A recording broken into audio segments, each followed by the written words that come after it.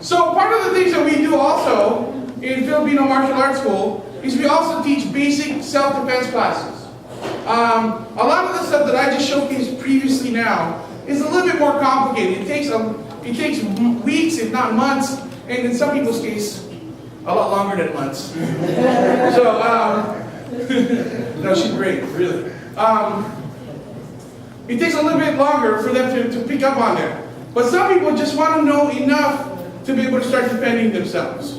So what at Filipino Martial Arts Sign Legacy, we've incorporated something called hardened target techniques. In hardened target techniques, the emphasis or the focus that we have on that now is not just defending yourself if somebody should attack you, but defending yourself in this day and age. Now, why do I say that? Well, in this day and age, we are worried about everybody has got cell phone cameras, right? We are not, I'm talking about protecting yourself, not just from the person attacking you, but from the person attacking you and his lawyers. Right? And I'm sure in the mental health, just to kind of give you a little background, I mean, my parents used to own a room and board for the mentally impaired in Orange County many moons ago. And in fact, there was a certain point where I was in charge of my own house, taking care of, just being the guy who took care of the house for them. And I was 14.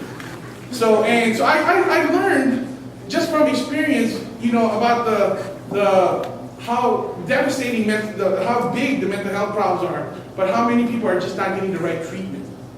You know, and for the most part, let's face it, for the most part, all they just want to be heard. They just want to know that somebody's listening to them. So what I tell people is like, if they're talking, if they're yelling, they're fine. It's the moment they become quiet is when you start getting worried. Can I get an amen on that? It's when they become quiet is when you want to worry about. So with that being said, it's like this is something that I know that you want to make sure that you do the right thing. If somebody was, you know, off their meds, or you know, or just kind of schizophrenic, giving sign language at Nelson Mandela's funeral. Did you guys see that? Wow, what was he saying? I think he told me to steal third base. You know, so with that being said, we wanted to make sure that we want to protect yourself from any possible things. Now, here in California, there's the castle law, the castle doctrine is very weak. If any at all it doesn't exist. Meaning that somebody can come into your house, and if should you stop that person from attacking you, they can actually sue you for hurting them. So there's things that you have to say, words, verbiage, and our curriculum points that out in how to protect yourself on that. So if somebody comes into your house, you don't say, and the cops, and something happens, a fight ensues, and then the cops are like saying, what happened? Well, you know, I put him down. He came to my house, I put him down. Even though that's the truth, that puts you into liability issues. So we teach you the right things to say even. Like for example, instead of saying, well, somebody came into my house, I was asleep in my bed, and I heard some clapping downstairs. It's not Christmas Eve yet, so it's not Santa Claus, right? So I didn't know who it was. Then I saw somebody, and now you have to put intent. I mean, you have to say, I'm in fear of my life. That's the important thing. He's like, you weren't just there looking for a fight. I'm in fear of my life.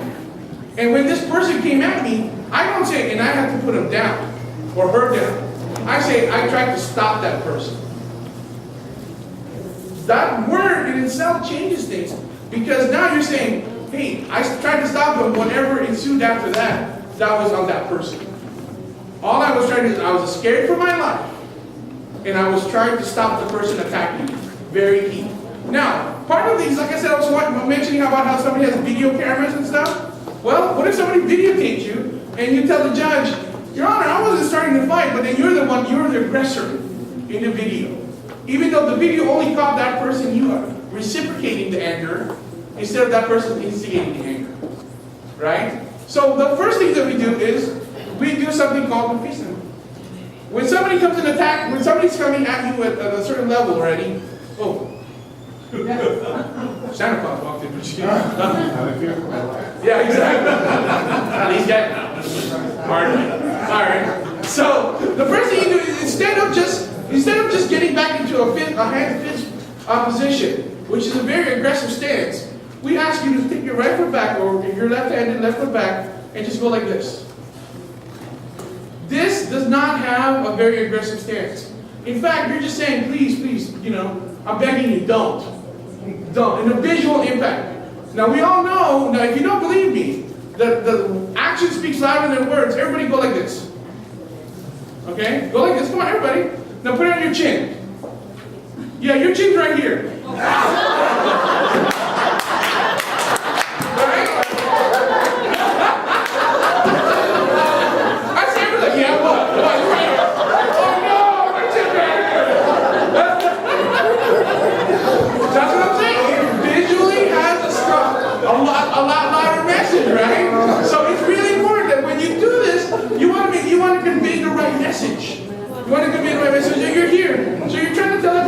I'm begging you to stop.